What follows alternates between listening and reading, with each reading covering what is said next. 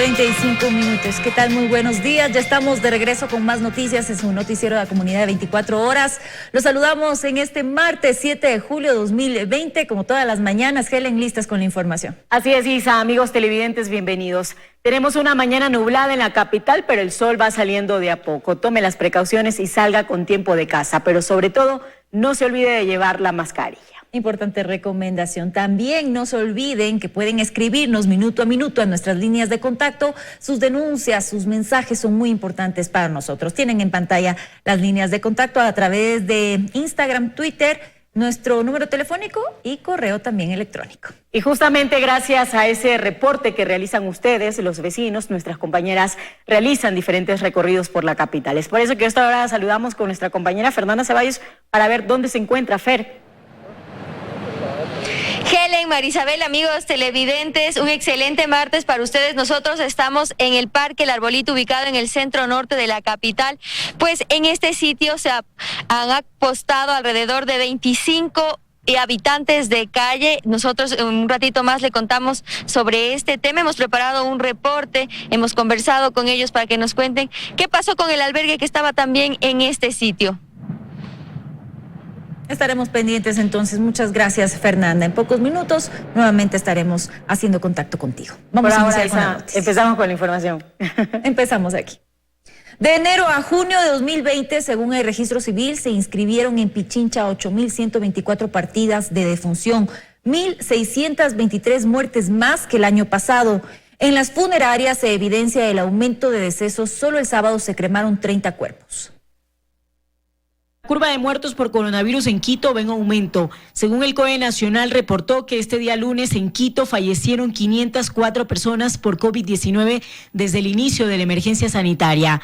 En las funerarias se evidencian estas cifras. El día sábado nosotros tuvimos una gran cantidad de fallecidos en Quito. Esto sin duda a nosotros como empresa nos genera una carga operativa bastante grande en los procesos de cremación, que es el destino final que se ha decidido dentro del COE cantonal. Según el Grupo La Paz, en los primeros meses de este año se cremaban hasta 7 cuerpos diarios, pero este último sábado se cremaron 30 cadáveres. Y ya en julio estamos sintiendo que este número está subiendo. Es por eso que justamente nosotros dentro del plan de contingencia tenemos ya ensamblados 2 crematorios adicionales para poder brindar la cobertura a la ciudad. Pero todas estas personas no murieron en hospitales. Según el Laboratorio de Criminalística de la Policía Nacional, en Quito, desde el 16 de marzo que inició la emergencia sanitaria, se ha realizado el levantamiento de 102 cadáveres, 85 en domicilios, 3 en la vía pública y 4 en hospitales.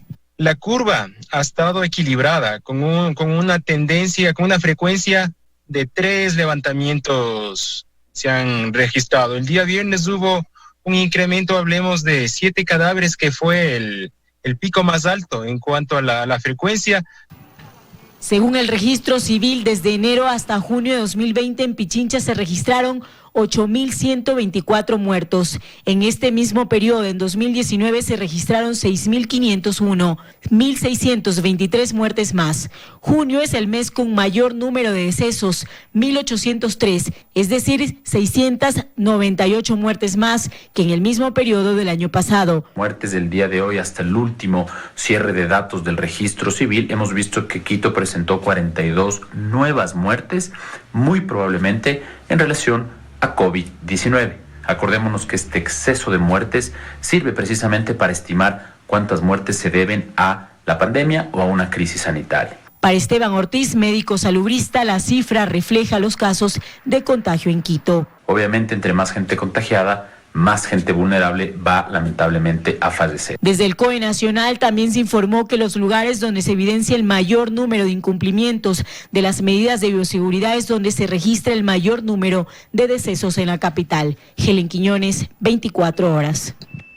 Trabajadoras sexuales de los centros de tolerancia de Quito protagonizaron un plantón para exigir la reapertura de los mismos con un protocolo de bioseguridad.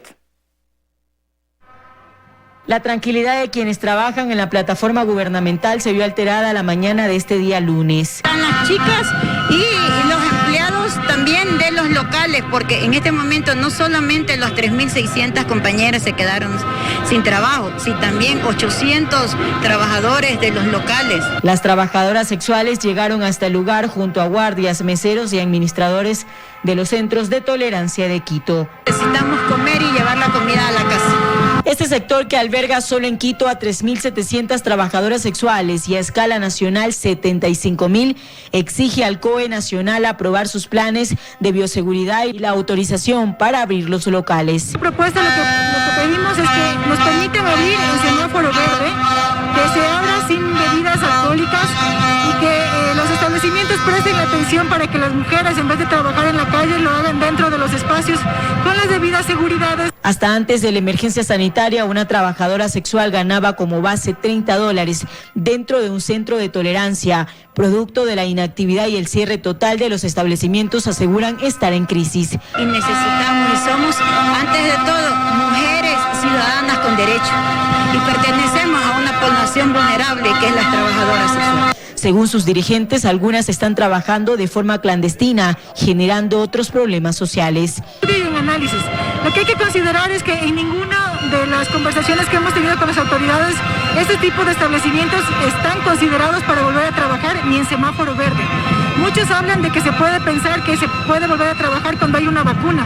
Y eso es totalmente insostenible, porque eso puede pasar hasta 2 años para que llegue la vacuna. Aseguran que el plan de bioseguridad lo presentaron el pasado 14 de junio, pero que hasta la fecha no han recibido una propuesta, por lo que saldrán nuevamente a las calles. Helen Quiñones, 24 horas.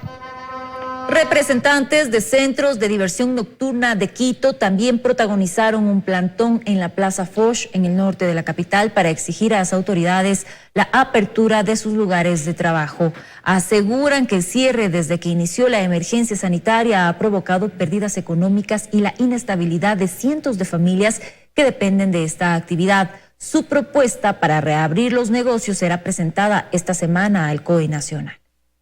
Ninguna autoridad se ha pronunciado a nosotros, ninguna autoridad nos dice nada. Entonces somos olvidados, estamos rezagados, estamos ni siquiera en una mesa de trabajo.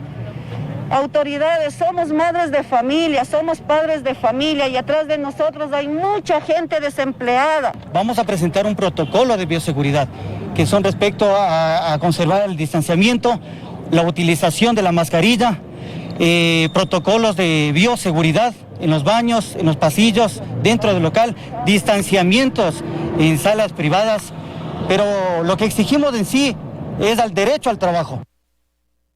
7 de la mañana con 43 minutos. Amigos, en este momento nos vamos en vivo con nuestra compañera Fernanda Ceballos, quien se encuentra en el Parque El Arbolito. Pues aquí se ha evidenciado que habitan algunas personas que perdieron lo poco que tenían durante la emergencia. Para conocer en este momento cuál es su situación.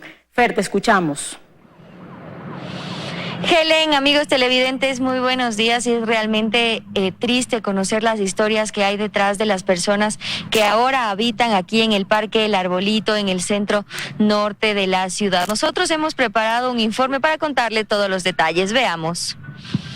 Entre ellas está Ana Lucía, quien se dedicaba desde hace 25 años al trabajo sexual en la Plaza Grande, pero debido a la crisis sanitaria no puede hacerlo, por lo que tuvo que dejar su casa, ya que no tiene dinero para pagar el arriendo. A nosotros nos ayudaron a arreglar el señor que vaya de mochila azul. Él nos ayuda a hacer la carta. Aquí vivimos porque a veces salimos a buscar comida. A veces no hay. Como ella, también encontramos a Nancy, quien mientras preparaba el almuerzo para ella y sus compañeros, nos contó que fue desalojada junto a su esposo de su vivienda por su propia familia. Mis hermanos, que me disculpen todo y que me puedan abrir otra vez las puertas, subir donde mi difunto papá. José, en cambio, huyó de los conflictos entre guerrillas que hay en Colombia y al no encontrar trabajo, se apostó en este lugar. Vive de la caridad. Ningún albergue me quiso recibir, pues nadie me quiso ayudar. Y pues ya prácticamente la gente está cansada, ya nadie quiere dar nada y pues yo no consumo drogas.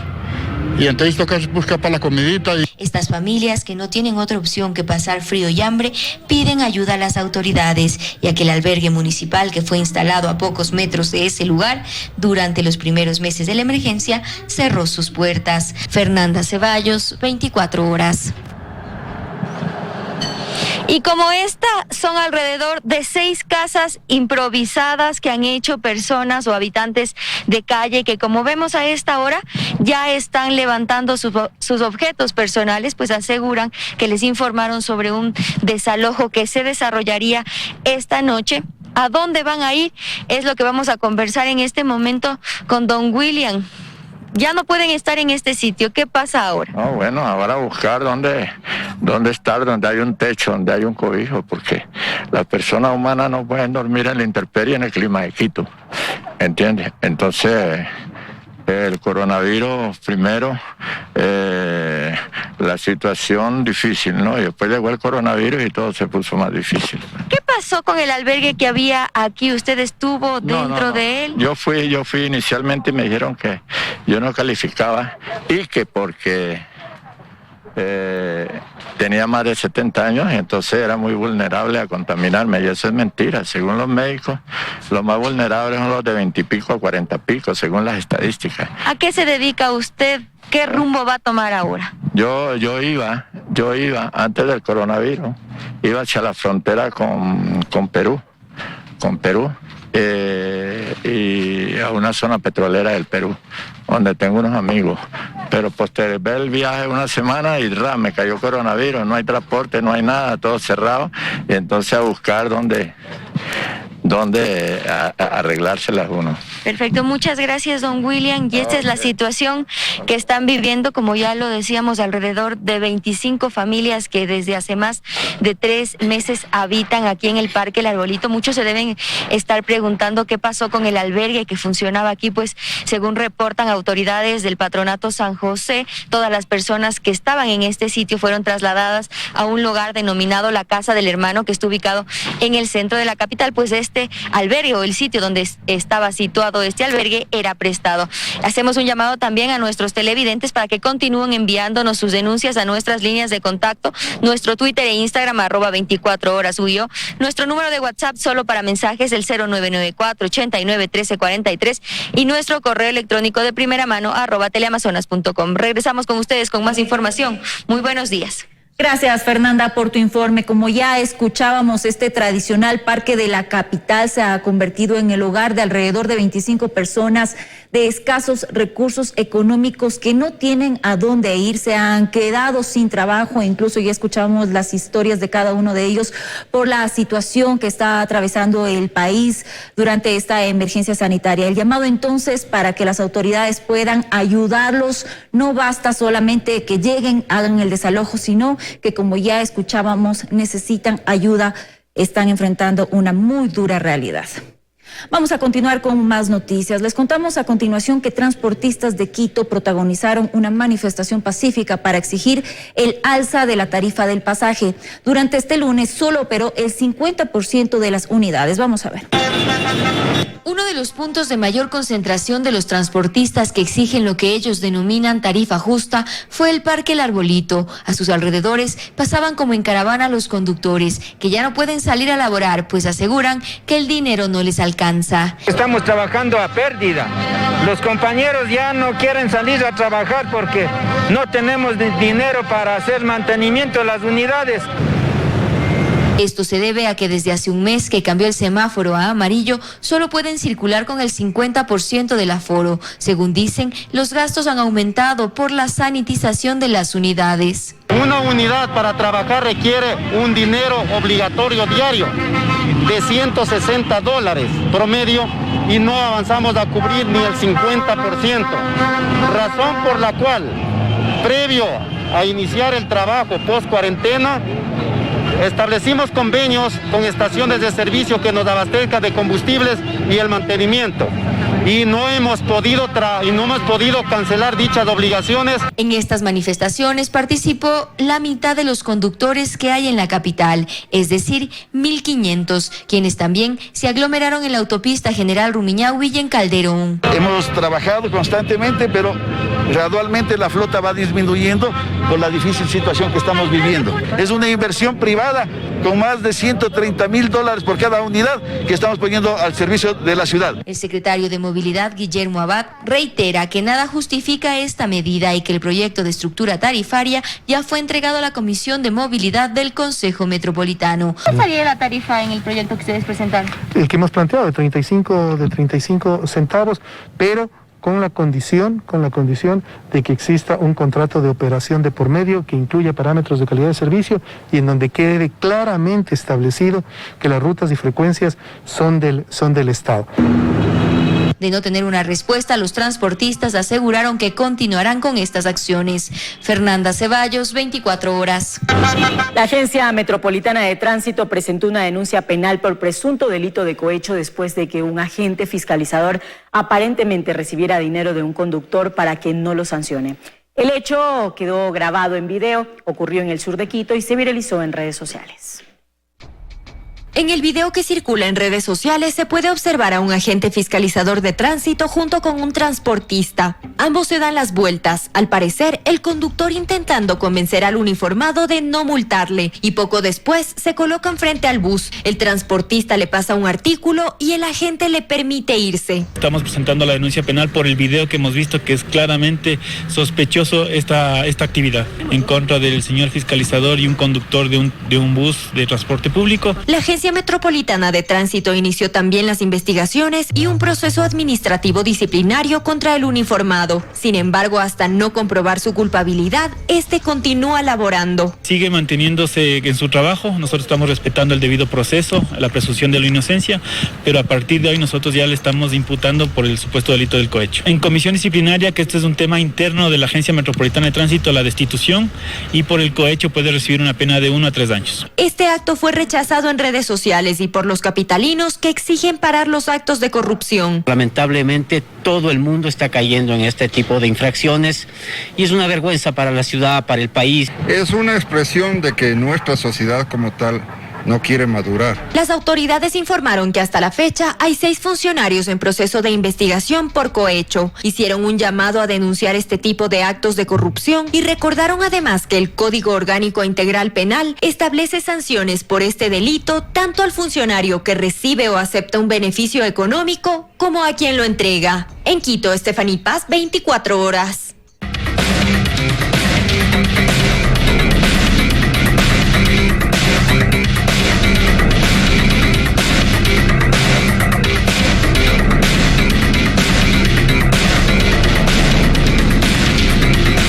De primera mano. 7 de la mañana con 53 minutos. Un mirador turístico repleto de basura en la provincia de Cotopaxi, accidentes constantes a causa de un hueco en el nororiente de Quito y ventas informales sin control son parte de las denuncias que llegaron a nuestra redacción. Veamos. Basura tirada en inmediaciones descuidadas es el panorama que encuentran las personas que visitan el mirador turístico de la Laguna de Yambo en la provincia de Cotopaxi. Así lo denuncia uno de nuestros televidentes, quien solicita a las autoridades se realice el mantenimiento de este espacio. Continúan llegando a nuestra redacción imágenes del enorme bache que se formó en un tramo de la Ruta Viva en el nororiente de la capital. Los conductores que utilizan a diario esta arteria señalan que al ser una vía rápida el hueco se convierte en una trampa mortal. Coinciden que es común encontrar vehículos dañados a causa de este problema. Exigen nuevamente a las autoridades la repavimentación de esta zona. Las ventas informales se multiplican en la capital. En el sector El Bosque, vendedores informales se apostaron en las veredas para ofrecer diversidad de productos, sin conservar las medidas de seguridad. Similar situación ocurre en los alrededores del mercado de Chiriyacu, en el sur de Quito. Los moradores de esta zona aseguran que salir de sus viviendas se convirtió en un viacrucis por la cantidad de comerciantes ambulantes. Los vecinos de estos sectores hacen un llamado a las autoridades para que se incrementen los controles. Sus denuncias tienen la respuesta inmediata de las autoridades. La semana pasada les mostramos cómo en el sector de Obrero Independiente y la Loma de Fuengasí, ambos en el sur de la capital, los moradores solicitaban a la empresa eléctrica Quito la reparación de las luminarias. La entidad respondió e inició con los trabajos en el sector. Finalizamos el segmento con una hermosa instantánea de las Islas Encantadas. La fotografía fue captada en la isla Baltra, que tiene una separación de apenas 150 metros con la isla Santa Cruz. Allí encontramos un canal de agua cristalina en el que hay lobos marinos, aves y muchas otras especies endémicas de la zona. La postal fue compartida por nuestro televidente Patricio Villasís. Sebastián Piedra, 24 horas. Amigos, hoy es el Día del Cóndor Andino, ave símbolo de nuestro país que se encuentra en peligro de extinción. A continuación les contamos precisamente la historia de un cóndor hembra que fue rescatada días atrás y que tenía una grave fractura de fémur. Ella es Chitachaca, una polluela de cóndor de entre 6 y 7 meses que fue hallada días atrás en una comunidad de Cayambe, en el nororiente del país. La encontraron en el piso sin poder volar. Después de hacer el chequeo clínico, encontramos que tenía una fractura a nivel del fémur. También tenía un nivel moderado de deshidratación. Me imagino que ya pasó por lo menos 1 o 2 días en esta condición. La comunidad, la Unidad de Ambiente de la Policía Nacional y el Instituto Tueri de la Universidad San Francisco la rescataron. Ella fue operada y ahora se recupera a la espera de poder nuevamente volar. Se le puso una placa de titanio a nivel de la fractura para poder así estabilizar la fractura y que sea la recuperación más rápida, y una placa que no sea muy pesada tampoco para que tenga problemas después para el vuelo. En 3 o 4 semanas, Chitachaca podrá regresar a su nido en la comunidad en donde fue hallada. Entonces deberá esperar a ver si sus padres la aceptan nuevamente. La polluela de cóndor tiene altas posibilidades de que sus padres la acepten y le permitan continuar con ellos. Cada especie cumple un rol dentro de la naturaleza. Lo que nosotros vamos a hacer es acompañar a la liberación, es decir, a todo el trámite que incurre esto, es decir, de la adaptación a los padres, y de igual manera pues a su hábitat normal. La comunidad se comprometió a velar por ella y en cuanto regrese a su lugar de origen será la encargada de que nadie se acerque al nido ni ponga en riesgo a esta ave emblemática que está en peligro de extinción. En Quito, Stephanie Paz, 24 horas. Amigos, buenos días, bienvenidos a 24 horas. Iniciamos esta emisión especial porque en breves minutos a las 8:30 está prevista una cadena nacional del vicepresidente de la República, Otto Sonnenhorstner. El vicepresidente hará oficial su renuncia a la segunda magistratura del país. Esta noticia que se confirmó en las primeras horas de este día y que ha venido siendo un rumor durante los últimos días. La renuncia de Otto Sonnenhorstner a la vicepresidencia de la República. Vamos a escuchar en breve las razones del vicepresidente para salir, para dejar al gobierno del presidente Lenín Moreno. ¿Será que ha decidido emprender el camino a la presidencia de la República en las elecciones del próximo febrero de 2021? ¿Será que existen discrepancias dentro del gobierno que hacen que el vicepresidente Sonnenhorstner decida renunciar a ser el tercer vicepresidente de la República de este mandato? Lo vamos a saber a las 8:30 en una cadena nacional. Lo cierto es que el vicepresidente Sonnenhorstner hará oficial su renuncia en breves minutos, luego de 18 meses de haber sido elegido por la Asamblea Nacional. En diciembre de 2018, Otto Sonnenhorstner, con 94 votos, fue elegido el tercer vicepresidente del gobierno de Lenín Moreno, luego de reemplazar a la ex vicepresidenta María Alejandra Vicuña, que tuvo que renunciar por un escándalo de corrupción. María Alejandra Vicuña había reemplazado a Jorge Glass, quien también abandonó el cargo por otro escándalo de corrupción. De hecho, Jorge Glass está cumpliendo una sentencia por asociación ilícita dentro del caso de Brecht en la cárcel de La Tacunga. Así, la historia de este gobierno nos dice que va a haber un cuarto vicepresidente de la República. ¿Quién será? ¿Quién encabezará la terna en las próximas horas? Sin duda, el propio presidente de la República hará conocer a los integrantes de esta terna que tendrá que ser elegida por la Asamblea Nacional. De esa terna, la Asamblea elegirá al cuarto vicepresidente de la República del gobierno de Lenín Moreno. Repetimos, 8:30 de la mañana, cadena nacional del vicepresidente de la República, Otto Sonnenhorstner, quien anunciará su renuncia. Vamos a ver qué pasa en los exteriores del Palacio de Carondelet, desde donde se prevé que haga el anuncio del vicepresidente Sonnenhorstner. Freddy Paredes está allí para contarnos detalles. Hola Freddy, buenos días. Hola, ¿qué tal, Milton? Amigos televidentes, muy buenos días. En efecto, estamos desde temprano en la mañana aquí en las inmediaciones del Palacio de Carondelet. No hay mayor movimiento. Suponemos que la cadena del señor vicepresidente, en la que anunciará su salida del gobierno, su renuncia al cargo de vicepresidente de la República, estaría grabada. Y como tú lo señalaste, hacia las 8 de la mañana con 30 minutos se producirá esta cadena con el anuncio anuncio de la salida del vicepresidente de la República, Otto Sonnenholzner. Él sería el tercer vicepresidente de este gobierno que abandona el cargo y el país se prepara para designar a un cuarto vicepresidente, algo inédito en la historia reciente de la democracia ecuatoriana.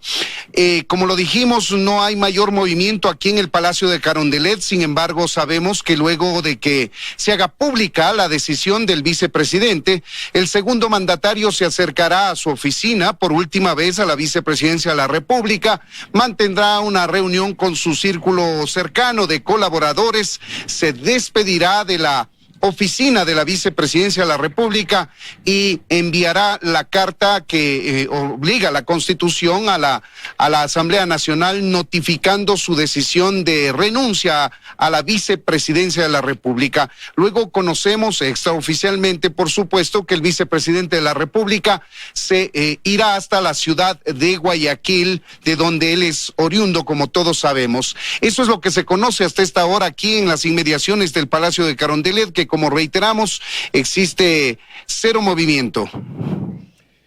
Freddy, en breves minutos vamos a volver contigo para saber si es que ya existe algún tipo de movimiento, despedidas, entrega del despacho, etcétera, en la vicepresidencia de la República. Seguramente se hará visible luego de la cadena del vicepresidente Otto Sonnenholzner. Mientras tanto, vamos a analizar este rumor de hace algunos días que hoy se va a concretar en breves minutos más. La salida del gobierno del vicepresidente Otto Sonnenholzner, el tercero del gobierno de Lenín Moreno. Hemos invitado a Felipe Burbano de Lara, catedrático de la Flaxo, analista político, sociólogo, y Hernán Pérez Luz, académico, analista político también en la ciudad de Guayaquil, para conversar con ellos sobre este rumor que hoy se concreta. 3 años de gobierno, 3 vicepresidentes. Felipe, buenos días. El rumor se ha hecho realidad, el vicepresidente va a anunciar su renuncia al cargo. Todavía no hay una decisión clara si él, como dijo la semana pasada, va a emprender este camino electoral. ¿Qué significa emprender un camino electoral? Va a ser candidato, renunció por eso. ¿Por qué renunció? Lo cierto es que el vicepresidente Sonnenholzner dejará de serlo en breves minutos. Buenos días, Felipe. Buenos días, Milton. Tengo pequeños problemas de audio, no escucho bien la pregunta. Bueno, lo que estamos viendo es una reconfiguración rápida del tablero electoral después de la decisión anunciada por Nebot hace poco más de una semana de que él no participará en la campaña presidencial. Eso ha precipitado movimientos, cambios, y entre ellos, como esperamos, la anunciada decisión del vicepresidente de retirarse de ese cargo para dedicarse de lleno a la campaña, suponemos, a la campaña electoral. Entonces me parece que hay una rápida reconfiguración del escenario electoral, y eso es lo que vamos a ver en unos minutos con el anuncio del vicepresidente. Doctor Pérez, que se vaya un tercer vicepresidente, que el gobierno del presidente Moreno vaya a contar con un cuarto vicepresidente, es una muestra de inestabilidad, es una muestra de, en los 2 primeros casos, un combate a la corrupción que se vio, que le obligaron al presidente Lenín Moreno a prescindir de 2 vicepresidentes y tener un tercero que ha tenido una imagen alta, que ha tenido una asignación por parte del presidente de la República de mucho trabajo en campo, de mucho contacto con la gente. ¿Cómo queda Lenín Moreno después de la salida del tercer vicepresidente, doctor Pérez? Buenos días. Gracias. Mire, el cargo de vicepresidente de la República es un cargo de extremada importancia, de gran jerarquía en el Ecuador y en cualquier parte del mundo.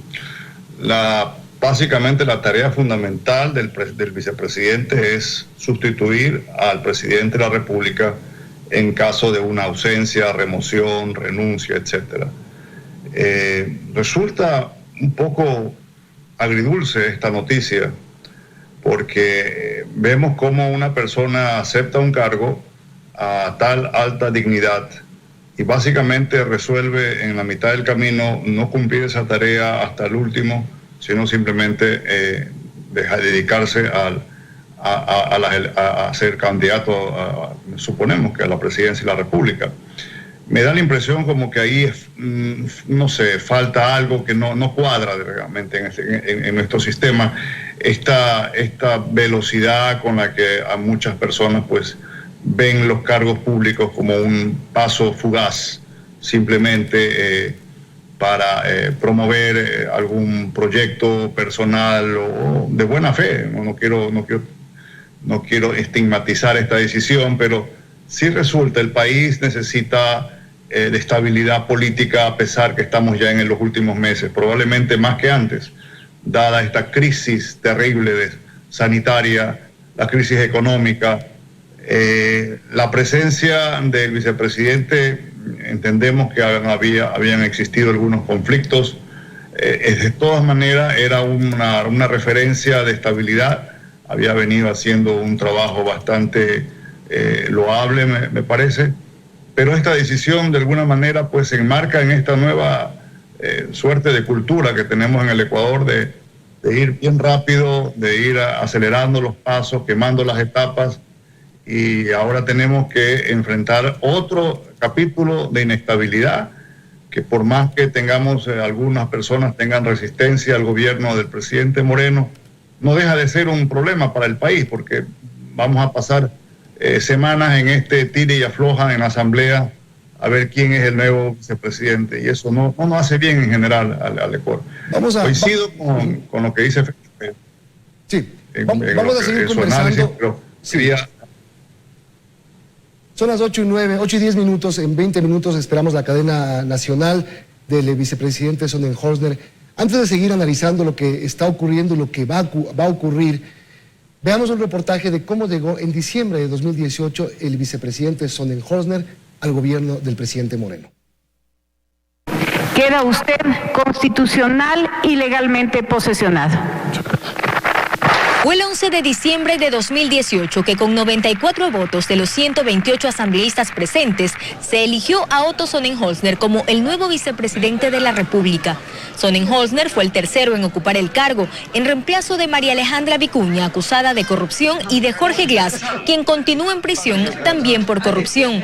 El empresario y radiodifusor de entonces 35 años asumió el cargo a pesar de las críticas por su falta de trayectoria política.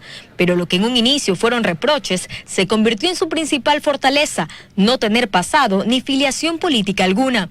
Tras su designación se dedicó a recorrer el país y esto lo posicionó como rostro del gobierno. Durante la emergencia sanitaria causada por el coronavirus tuvo un rol fundamental. Él, por designación del presidente Lenín Moreno, encabezó el Comité de Operaciones de Emergencia Nacional. Sus recorridos en territorio aumentaron y en menos de un mes su nombre se consolidó como una de las figuras que lideraban la emergencia sanitaria que enfrentó el país. A pesar de esto, sus actividades fueron reducidas cuando fue reemplazado del COE Nacional por la ministra de Gobierno María Paula Romo, bajo el argumento de que el segundo mandatario debía concentrarse en lo que sucedía en Guayaquil, la ciudad entonces más golpeada por la pandemia. Sus recorridos por hospitales, centros de salud, aeropuertos, barrios populares y el campo no han cesado. El pasado 2 de julio, Sonnenholzner se refirió más concretamente a su futuro político. Yo trabajaré para buscar ese camino que nos una no por ideología sino por objetivos. Ese trabajo que he hecho desde la vicepresidencia lo haría también en función de un camino electoral en donde no necesariamente sea yo quien participe, porque insisto, no se trata de las personas, se trata de los objetivos, y ese camino voy a empezarlo a trabajar en los próximos días para que el Ecuador pueda tener una opción, lejos del autoritarismo, lejos de la corrupción, lejos de la prepotencia. Sonnenholzner, conocido también por llevar su cargo con austeridad, es llamado por la prensa internacional como el inesperado líder de la crisis. Joana Ramos, 24 horas. Sigamos analizando. Felipe Urbano de Lara, el vicepresidente de la República, en este reportaje, ahí está la clave de lo que podría haber sido su decisión. Ese camino lo voy a empezar a trabajar, lejos del autoritarismo. Ese camino electoral implicará necesariamente, Felipe, que Otto Sonnenholzner va a ser candidato a la presidencia de la República. ¿Por eso se va del gobierno?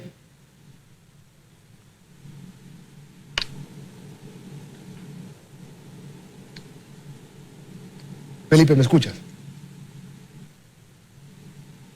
Bueno, mientras recuperamos el audio con Felipe Urbano, le hago la misma pregunta al doctor Pérez. ese camino que lo va a empezar a trabajar, que lo anunció la semana pasada el vicepresidente Sonnenholder. ¿Eso, doctor Pérez, implica necesariamente que Otto Sonnenholder será candidato a la presidencia o se mete en algún proyecto en el que él desde otro ámbito apoye? Parecería que está entre las dos alternativas, no está claro. Evidentemente, él se inicia un proyecto electoral. Aquí la pregunta podría ser, ¿va a ser el candidato oficial? ¿Va a ser el candidato del gobierno? ¿Va a ser un candidato de oposición al gobierno? ¿O no va a ser ninguna de las dos cosas? Y como él lo ha dicho, pues va a crear una alternativa electoral diferente, nueva. Evidentemente ha hecho un gran trabajo, es una persona joven, tiene un cierto carisma, pero vamos a ver, todavía el vicepresidente tiene que anunciarnos, tiene que quedar claro a la ciudadanía las razones de su separación de este cargo de la vicepresidencia. Como yo le explicaba, no es un cargo frívolo, no es algo de cuantía, de menor cuantía. Este es un cargo de gran importancia y relevancia en el Estado ecuatoriano, en cualquier parte del mundo. Así que tiene que darnos una explicación a los ecuatorianos de esta decisión importante que causa un problema de inestabilidad al gobierno, que deja a medio talle una tarea que la venía haciendo con bastante, yo creo que aceptación, y que lamentablemente ahora pues el país entra otra vez en un episodio de inestabilidad y de incertidumbre. Felipe, ¿me escuchas ya? No sé si nos ponemos en triple pantalla para poder verlos los tres, por favor. Felipe, ahora sí me escuchas. Sí, Milton, ahora te escucho bien. La pregunta que planteaba el doctor Pérez Luz me parece que es clave. Primero, si el vicepresidente Sonnenholder va a ser candidato a la presidencia de la República, ¿con qué proyecto se va? ¿Va a ser el candidato del oficialismo? ¿Tendrá que arrimarse a alguna tienda política ya establecida? Porque no hay tiempo para crear un nuevo partido político. Tiene que irse a donde hay. ¿Qué es lo que hay? Bueno, él yo creo que tiene que tratar de ubicarse claramente en alguno de los andariveles del espectro político ecuatoriano, y a mí me parece que ese espectro es del centro a la derecha. Yo le veo a Otto Sonnenholder ahí, y ahí veo sus posibilidades. Ahí va a tener dificultades, ¿no? Cómo manejar la relación con el gobierno, cómo presentar esa relación de tal forma que no sea una carga pesada que tenga que arrastrar en la construcción de esta candidatura, y al mismo tiempo presentar una propuesta creíble de lo que él ha señalado, ¿no? Objetivos políticos por fuera de las ideologías. Vamos a ver hoy día si es que él empieza a esbozar algunos de esos objetivos políticos por fuera de las ideologías, de tal forma que su candidatura pueda tener una proyección importante alrededor, yo diría, de ese espectro de la política ecuatoriana, ¿no? Yo insisto, le veo desde el centro hacia la derecha como un personaje joven, fresco, dinámico, con credibilidad después de esta gestión que ha hecho a propósito de la pandemia. Y la otra pregunta es, Felipe, ¿cómo se va Otto Sonnenholder del gobierno? ¿Cuál es esa línea delgada que tiene que asumir el vicepresidente? ¿Se va peleando o va a ser la persona que por fuera sea quien defienda al proyecto de Lenín Moreno? Él se va con una buena imagen porque ha sido la cara, el rostro, como se decía en el reportaje del gobierno, en el enfrentamiento de esta pandemia.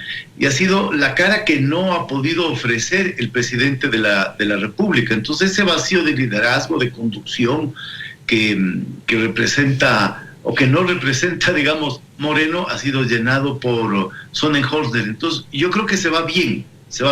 Ahora, el problema de él es cómo construir una candidatura, una imagen política potente, una propuesta electoral que le permita manejar esta relación que ha tenido con el gobierno, porque es un gobierno muy desprestigiado y muy débil, ¿no? La figura de Moreno es una figura muy débil, entonces él tendrá que tomar distancia del gobierno, construir un discurso que le permita a él destacar las cosas importantes que ha hecho este gobierno y a partir de eso construir una plataforma propia, teniendo como punto de partido esta credibilidad que ha ganado. Doctor Pérez, ese llenar ese vacío durante la crisis sanitaria, recordemos cómo empezó el vicepresidente, con qué imagen, presidiendo el COE Nacional, siendo el portavoz del gobierno en las cadenas nacionales, anunciando las grandes líneas maestras del gobierno para enfrentar la pandemia, y luego de pronto relevado, y el vicepresidente Sonnenholzner terminó en campo repartiendo alimentación, visitando hospitales, es decir, como que le bajaron el switch al vicepresidente.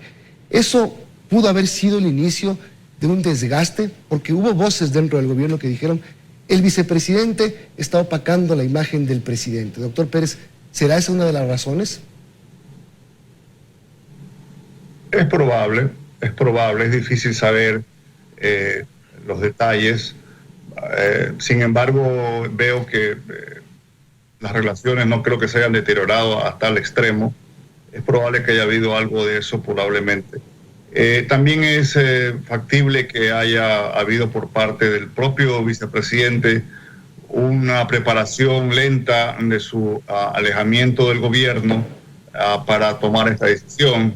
Y evidentemente una vez que de alguna forma superamos, al menos en la ciudad de Guayaquil, este problema sanitario, él lentamente iba abriéndose el camino para retirar. Es difícil realmente predecir. Sí escuchamos, los ecuatorianos se hablaban de un conflicto interno por esta posición, buscada o no, ¿verdad? De que su imagen, pues, de alguna manera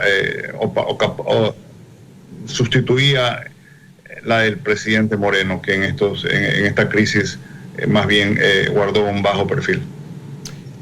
Bueno, ¿cómo queda el gobierno, Felipe? El presidente Moreno, 3 vicepresidentes, va al 4.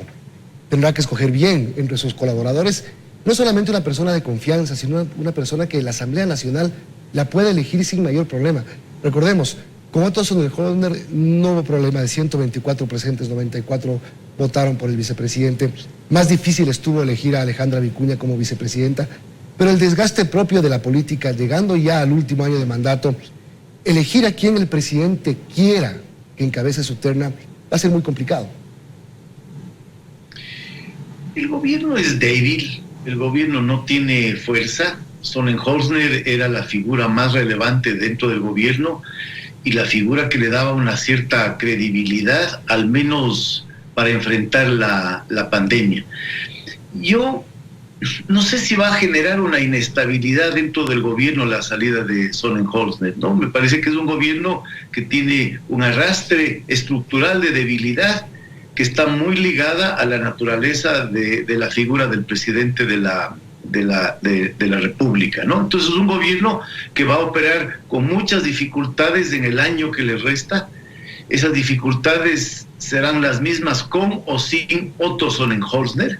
Entonces a mí me parece que desde la perspectiva del gobierno, la salida del vicepresidente no cambia mucho su realidad y sus perspectivas para lo que le falta en el gobierno, ¿no? 8:24, 8:30, conocerá el país la renuncia del vicepresidente Otto Sonnenholzner en cadena nacional. Vamos justamente hasta la vicepresidencia. Freddy Paredes está en los exteriores de la vicepresidencia de la República para contarnos del movimiento. Freddy, buenos días. ¿Me escuchas, Freddy? Hola, ¿qué tal, Milton? Amigos televidentes, buenos días nuevamente. Estamos en la parte posterior del complejo de Carondelet, precisamente en la puerta de la vicepresidencia de la República. Como pueden observar, no hay mayor movimiento. Esta hora coincide con el ingreso de los empleados públicos que trabajan tanto en la vicepresidencia como en el Ministerio de Gobierno y en otras dependencias dependientes del Ejecutivo.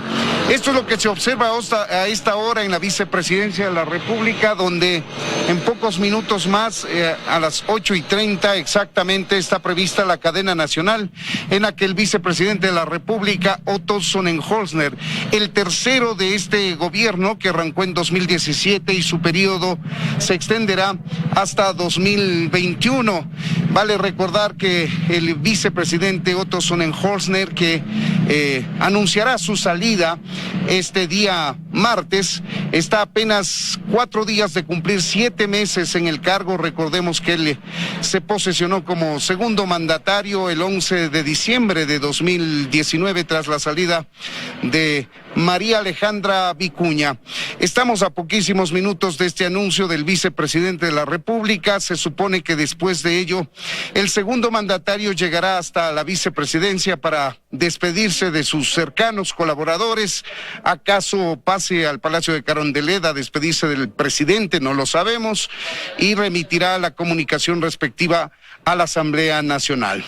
En todo caso, vamos a estar pendientes aquí, Milton y amigos televidentes, para darles a conocer lo que aquí ocurre en la vicepresidencia. Volvemos con ustedes. Gracias, Freddy. Tenemos un tiempito para seguir analizando con Felipe Urbano y Hernán Pérez Luz.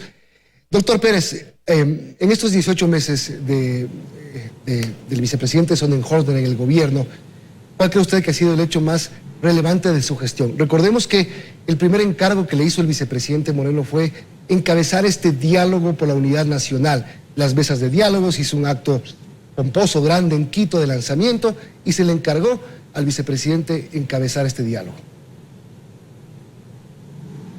Bueno, este tema de los diálogos no es nuevo en el Ecuador. Cada presidente que llega al gobierno de alguna u otra forma inicia este tipo de diálogos que básicamente quedan en simple cosas muy superficiales. Lamentablemente, no quiero disminuir la importancia del diálogo nacional, pero hay esta sensación que los gobiernos pues tienden a abrir estas iniciativas, llámense mesas de diálogo u otras, en un afán más bien de coyuntural que realmente de fondo.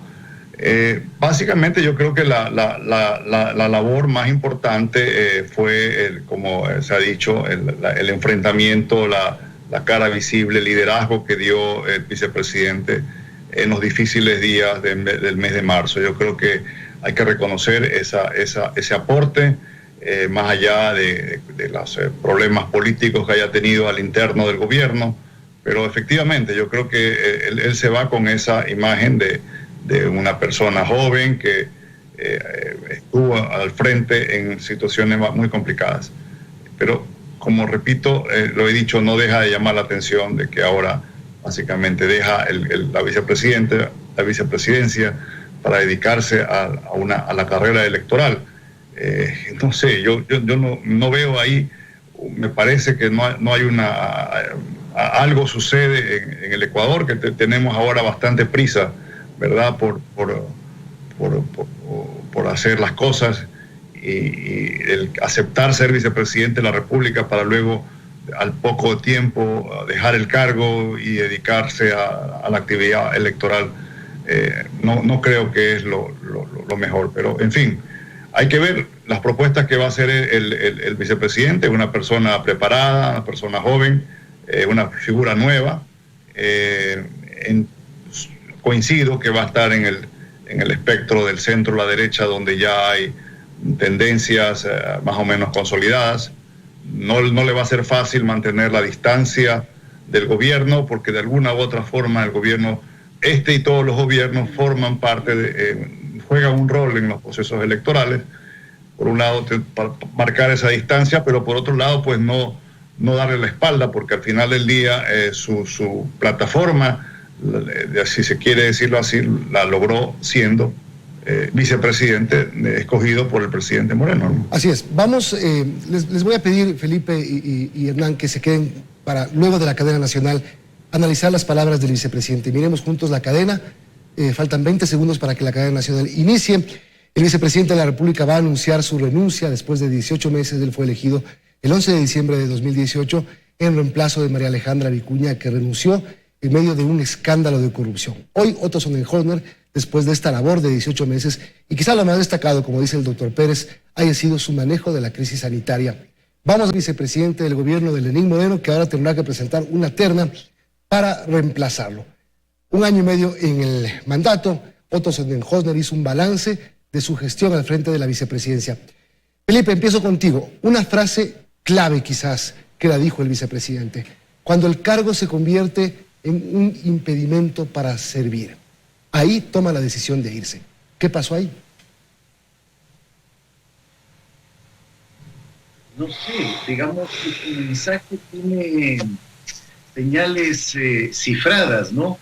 Por un lado, una justificación, una explicación de por qué sale, pero al mismo tiempo con un mensaje, me parece a mí, claro respecto de cómo ve el futuro y cómo él se inscribe en ese futuro. A mí la impresión que me da es que ha habido dificultades en el gobierno, que pasaron momentos difíciles en el gobierno, pero que este es el momento que él tiene que salir porque tiene buenas cifras, tiene buena credibilidad, y ojalá, esto lo digo también pensando por lo que señalaba Hernán hace un momento, sea un mensaje de descubrimiento de la política de una persona joven que ha experimentado con la política como servicio, como él decía, ¿no?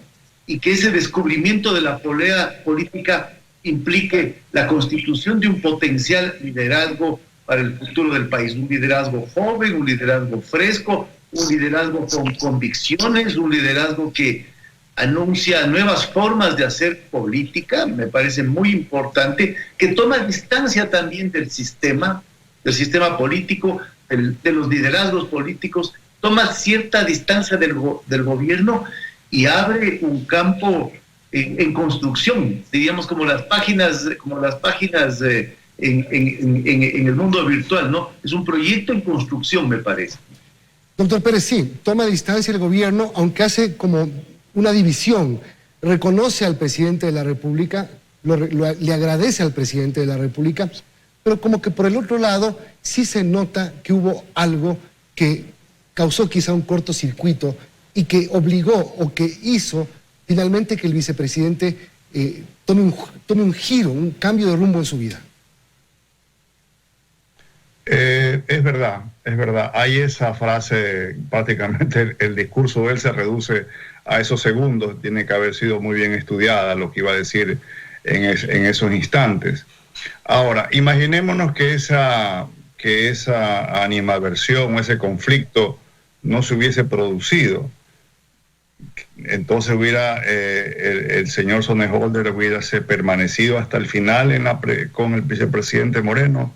Esa sería la pregunta más importante, yo creo. De lo contrario, lo que estamos viendo es simplemente que este proyecto político de él ya lo venía madurando y que simplemente ha buscado el momento oportuno para dar esta decisión.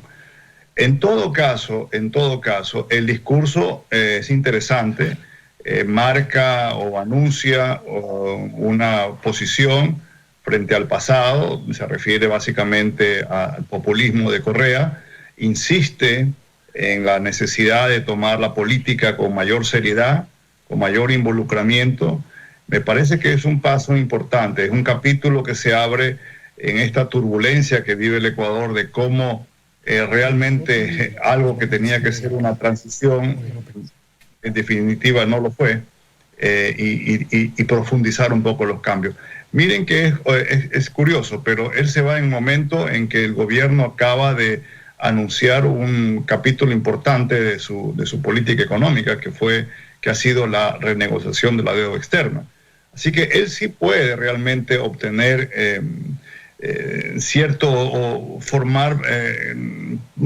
cabalgar sobre ciertos créditos que va a tener evidentemente el gobierno al final de su mandato. No es poca cosa que durante el gobierno de Moreno Correa ha sido sancionado penalmente, por ejemplo. Entonces sí creo que él va a tener de alguna forma estos dos mundos, y va a ser muy interesante y muy desafiante ver cómo resuelve finalmente su proyecto, cómo lo va construyendo en los próximos días. Vamos a hacer una pausa y luego vamos a seguir analizando la renuncia del vicepresidente Otto Sonnenholder.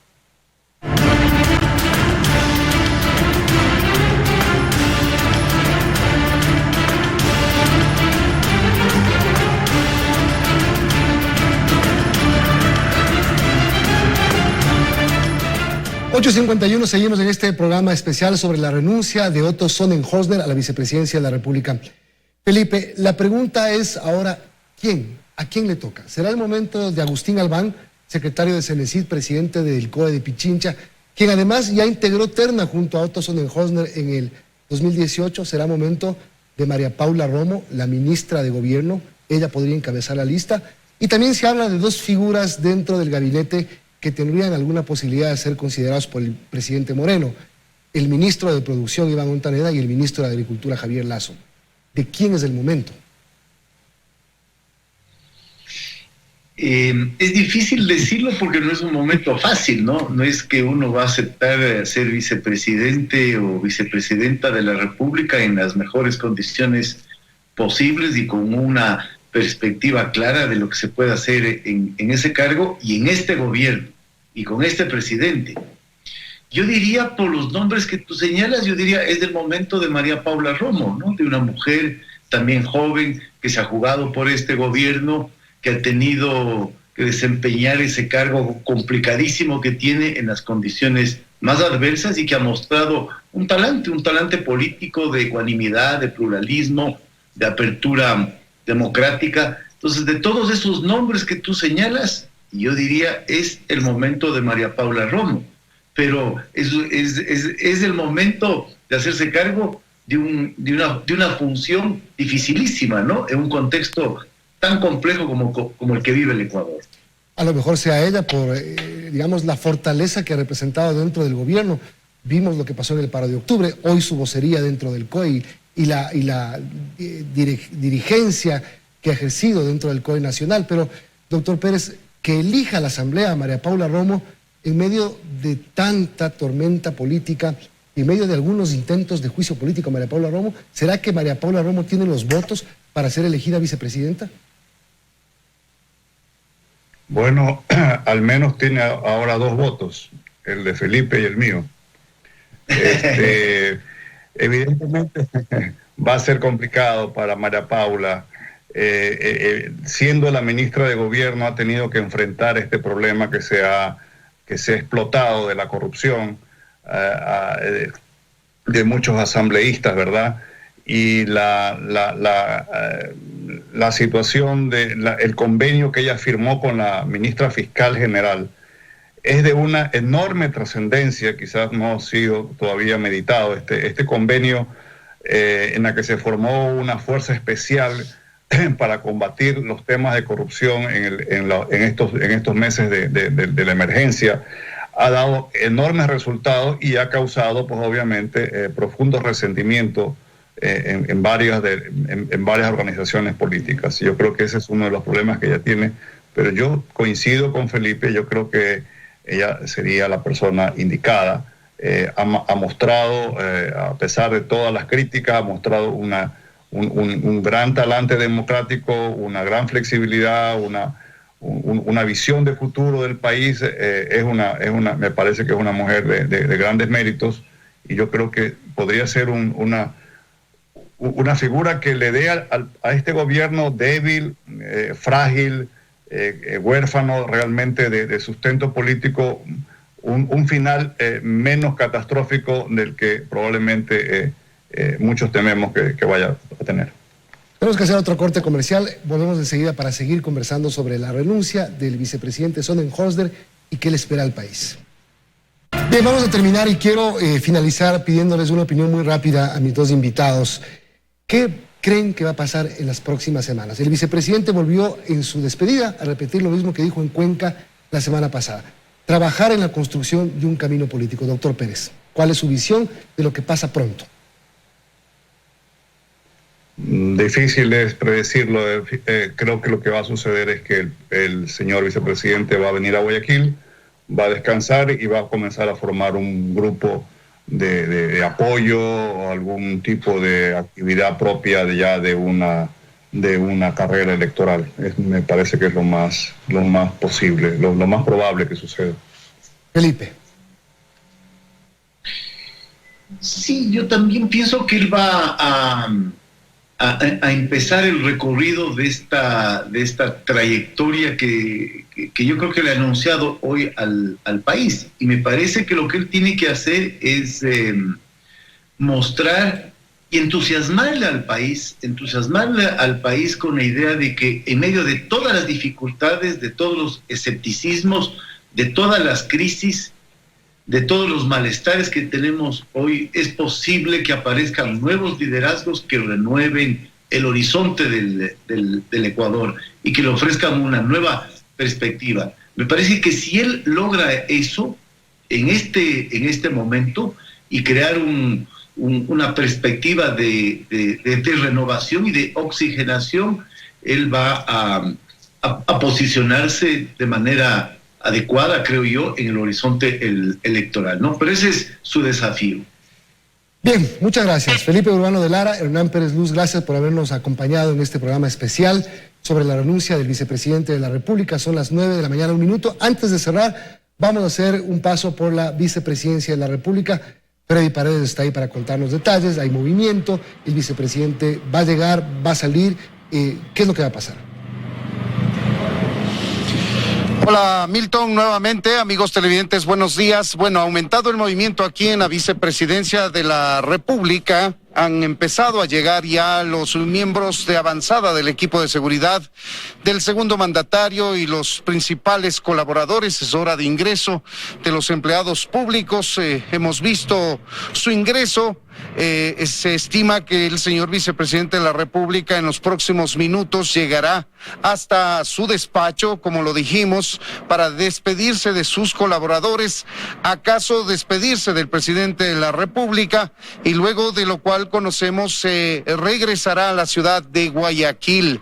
Eso es lo que está previsto aquí en la vicepresidencia de la República. No conocemos, creemos también que se podría dar la posibilidad de una rueda de prensa en donde se puedan absolver algunas de las inquietudes, especialmente de carácter político electoral, que no ha mencionado de manera expresa en esta cadena en la que sí anunció su salida del gobierno. En todo caso, estamos aquí pendientes, Milton y amigos televidentes, para contarles de primera mano lo que aquí ocurre alrededor de la renuncia del vicepresidente de la República, que se ha hecho pública hoy al cumplir un año con 7 meses casi en la gestión de la vicepresidencia de la República. Volvemos contigo, Milton. Amigos, buenos días. Buenos días, Freddy. Muchas gracias por la información desde la vicepresidencia de la República, y lo que sabemos a ciencia cierta es que hoy mismo el ex vicepresidente Otto Sonnenhorstner regresará a Guayaquil vía terrestre, lo hará manejando él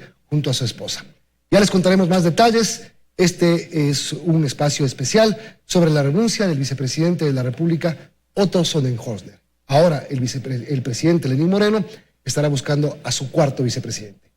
Les contaremos más detalles más adelante. Buen día.